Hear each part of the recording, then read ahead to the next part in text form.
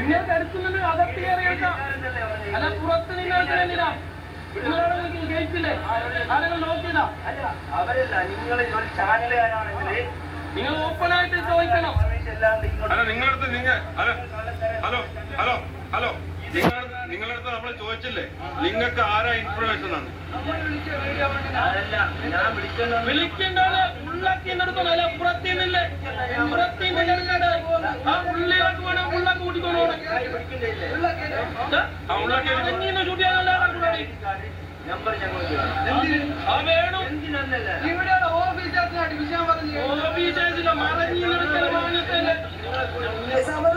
ചെയ്യുന്നുണ്ട്. മുസ്തഫ, വാർത്തയെടുക്കുന്നതിൽ എന്തായിരുന്നു തടസ്സം? എന്തിനാണ് പ്രശ്നം ഉണ്ടാക്കിയത്?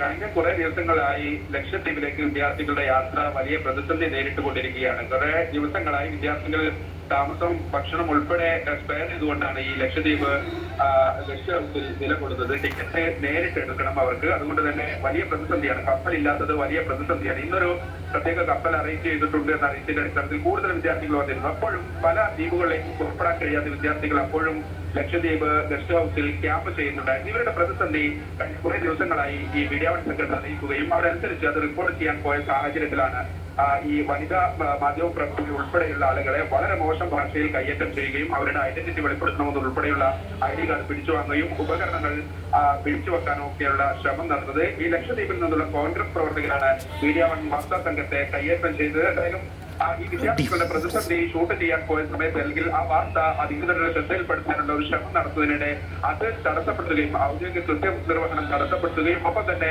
ഉപകരണങ്ങൾ വാങ്ങിവെക്കാനും അല്ലെങ്കിൽ അവരെ ഭീഷണിപ്പെടുത്തുന്ന താനൊന്നും ഇവിടെ നിന്ന് പോകില്ല എന്നതുൾപ്പെടെയുള്ള വളരെ മോശം ഭാഷയിൽ ഇവർക്ക് നേരെ വലിയ പരാക്രമം കാണിക്കുകയുമാണ് ചെയ്തത്. എന്തായാലും ഈ വിഷയത്തിൽ കടുത്ത പ്രതിഷേധം ലക്ഷദ്വീപിൽ ഉൾപ്പെടെ ഇപ്പോൾ ഉയരുന്നുണ്ട്. പ്രത്യേകിച്ച് ലക്ഷദ്വീപിലെ കഴിഞ്ഞ കുറെ ദിവസങ്ങളായി ലക്ഷദ്വീപ് ജനതയുടെ പ്രതിസന്ധി പുറം ലോകത്ത് അറിയിച്ചുകൊണ്ടിരിക്കുന്ന ഒരു മാധ്യമ സ്ഥാപനം എന്നുള്ള നിലയ്ക്ക് മീഡിയ സംഘത്തിന് എതിരെയുണ്ടായി ഈ കയ്യേറ്റം ലക്ഷദ്വീപിൽ വലിയ പ്രതിഷേധത്തിന് ഇടയാക്കിയിട്ടുണ്ട്.